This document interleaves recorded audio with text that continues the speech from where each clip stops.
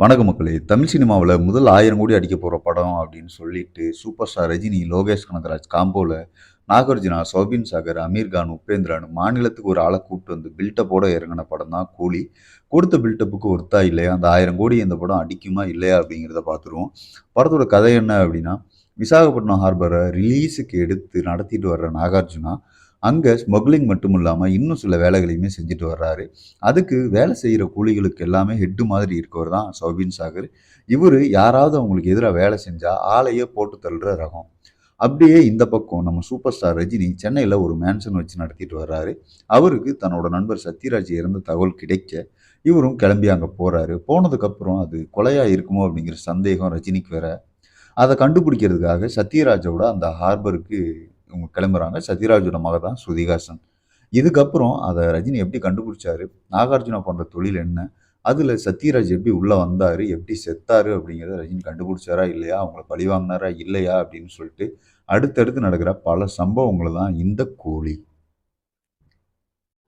ரஜினி இந்த வயசுலயும் அவ்வளோ எனர்ஜியா இருக்காரு மனுஷன். அதே ஸ்டைலு, அதே மேனரிசம் எல்லாமே கொஞ்சம் கூட குறையாம இருக்கு. ஆக்ஷன் சீன்ஸ்லயும் பட்டைய கிளப்பியிருக்காரு மனுஷன். டான்ஸ்லயுமே அந்த பாட்டுக்கு ஏத்த வைப நம்மளுக்கு கடத்திர்றாரு. அதே மாரி எமோஷனல் சீன்ஸ்ல நடிச்சிருக்காரு. பட் அது கதை இதோட பார்க்குறப்ப நமக்கு செட் ஆகும். ரஜினியோட நடிப்பு நல்லாவே இருந்தது. படத்த முழுக்க முழுக்க தோள்ல சுமக்கிறதே ரஜினி அவர்கள் மட்டும் தான் சொல்லலாம். ஏன்னா படத்த நம்ம முழுசா பார்த்து முடிக்கிறதுக்கு அவரு தான் முக்கிய காரணமாவே இருக்காரு. சௌபின் சாகர் தான் படத்தோட இன்னொரு பலம்னே சொல்லலாம். சில இடங்கள்ல எல்லாரையுமே ஓவர்டேக் பண்ணிற மாரி மனுஷன் பின்னிட்டார் நடிப்புல. இந்த கேரக்டருக்கு பகத் பாசில முன்னாடி பேசினதா சொன்னாங்க. ஆனா, வேற யாரையுமே யோசிக்க முடியாத அளவுக்கு தான் சௌபின் சாகர் தன்னோட நடிப்பை இந்த படத்துல குடுத்திருக்காரு. நாகார்ஜுனா கேரக்டருக்கு அவ்வளவா வலுவில்ல அப்படின்னு தான் சொல்லணும். ஏன்னா, வில்லனுக்கு காட்டுன இம்பாக்ட் வந்து படத்துல பெருசா எங்கேயுமே அவருக்கான கேரக்டர் குடுக்கவே இல்ல. ஆனா, அவரு குடுத்த வேலைய ஸ்டைலா பண்ணிட்டு போயிருக்காரு அப்படின்னு தான் சொல்லலாம். அவரும் இந்த வயசுலயுமே அவ்வளோ யங்கா இருக்காரு மனுஷன். அதுக்காகவே ஒரு பாராட்ட சொல்லலாம். ஸ்ருதிஹாசன் அவங்க கேரக்டருக்கு ஓகே ரகமா தான் தெரிஞ்சாங்க. வேற யாராவது இன்னும் கொஞ்சம் பெட்டரா போட்டுக்கலாமோ அப்படிங்கிற மாரி லைட்டா யோசிக்க வச்சிருக்காங்க. அதுவும் இல்லாம அவங்களோட கேரக்டருமே இன்னும் கொஞ்சம் போல்டா எழுதியிருக்கலாமோ அப்படின்னு தோண வச்சது. சத்யராஜ் கேரக்டருமே பெருசா எந்த இம்பாக்ட்டுமே படத்துல பண்ணவே இல்ல. அவரு ஏன் செத்தாரு? கூலியா இருந்தாலே எப்படி சயின்டிஸ்ட்டா ஆனாருன்னு அவரோட கேரக்டர் டிசைனே புரியாத அளவுக்கு தான் போயிருச்சு நமக்கு படம். கேமியோ ரோல்ல உபேந்திரா என்ட்ரி கொஞ்சம் ஓகேவா இருந்தது. அவருக்கான கேரக்டர் வந்து ரொம்ப கம்மியா இருந்தாலுமே, அந்த என்ட்ரி கொஞ்சம் நல்லா இருந்ததுன்னு சொல்லலாம். ஆனா, அமீர் கான்லாம் இந்த படத்துக்கு தேவையே இல்லாத ஆணின்னு தான் சொல்லணும். அதுவும் அவர் சீனு ரொம்ப அபத்தமாவும், காமெடியாவும் தான் இருந்தது. அவரு வர்ற சீன்ல எல்லாமே, "ஏன்டா இவர இறக்கி விட்டீங்க?" அப்படிங்கிற மாரி தான் தோணுச்சு. படத்தோட மிகப்பெரிய பலம் அப்படின்னா, அனிருத்துன்னு தான் சொல்லணும். ஏன்னா, பேக்ரவுண்ட் மியூசிக்கா இருக்கட்டும், பாட்டா இருக்கட்டும் 2மே செம்மையா இருந்தது. படத்த ரஜினியோட சேர்ந்து நம்ம முழுசா பார்த்து முடிக்கிறதுக்கு ஒரு முக்கிய காரணம் அப்படின்னா, அது அனிருத் மட்டும் தான் சொல்லணும். ஏன்னா, அனிருத்தோட பேக்ரவுண்ட் மியூசிக் மட்டும் தான் படத்த எல்லா இடத்துலயுமே ரொம்ப காப்பாத்தியிருக்கு. ஆனா, பாட்டு வர்ற இடம் எல்லாமே எதுக்குன்னே தெரியாத மாரி தான் இருந்தது. குறிப்பா மோனிகா பாட்டு தியேட்டர்ல பார்க்க செம்ம வைபா இருந்தாலுமே, ஆமா இது எதுக்கு இப்போ இங்க வந்துச்சு அப்படிங்கிற மாரி யோசிக்க வச்சது தான் மிச்சம்.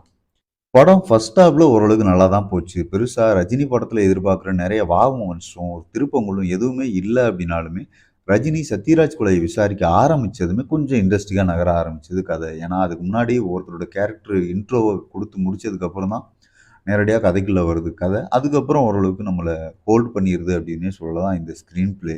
அதுவும் இன்டர்வல் வரைக்குமே ஓரளவுக்கு நம்மள எங்கேஜாவே வச்சிருந்த மாரி தான் ஃபீல் இருந்தது. ஆனா செகண்ட் ஹாஃப்ல தான் சுத்தமா செட்டே ஆகாத மாரி இருந்தது ஸ்க்ரீன் பிளே. இதுதான் நடக்கும் அப்படின்னு சொல்லிட்டு நமக்கு யூகிக்கிற மாதிரி காட்சிகள் நகர்ந்த விதமா இருக்கட்டும்.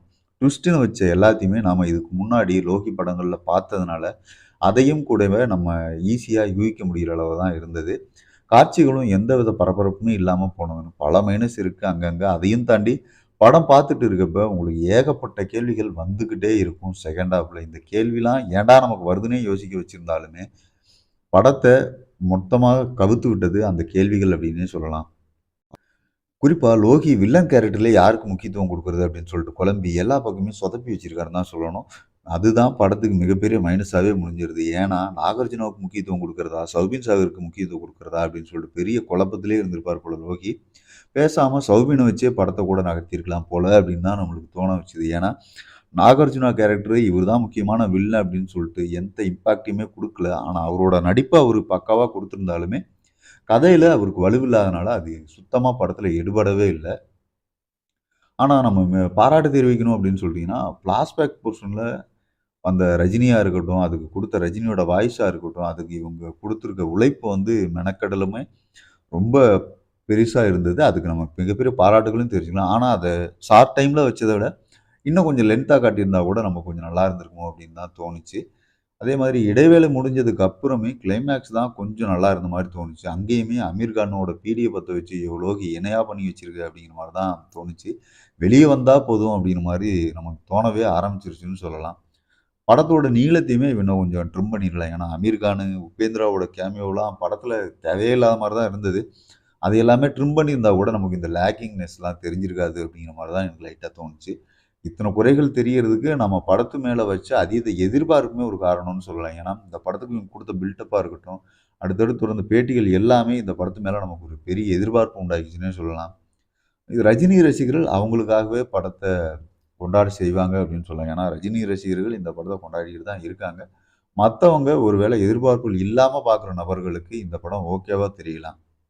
அத தாண்டி இப்ப வேற புதுசா 2வது முறை பார்த்தா படம் பிடிக்குதுன்னு சொல்லிட்டு இருக்காய்ங்க.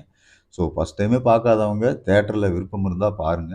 படம் பார்த்து பிடிக்காதவங்க முடிஞ்சா 2வது முறை தியேட்டர்ல பாருங்க. பார்த்துட்டு படம் பிடிச்சதா இல்லையா அப்படிங்கிறத கமெண்ட் செக்ஷன்ல சொல்லுங்க. ஃபர்ஸ்ட் டைம் பார்த்தவங்களுக்கு இந்த படம் உங்களுக்கு எப்படி இருந்தது? இல்ல நம்ம சொல்றதுல ஏதாவது மைனஸ் இருக்கு, இல்ல பிளஸ் இருக்குனாலும் அதையும் கீழ கமெண்ட்ல சொல்லுங்க. என்ன பொறுத்தவரைக்கும் கூலி லோகியோட போலி பிம்பம் அப்படின்னு தான் சொல்லணும். அடுத்த ஒரு விமர்சனத்தில் சந்திப்போம் மகளே. நன்றி.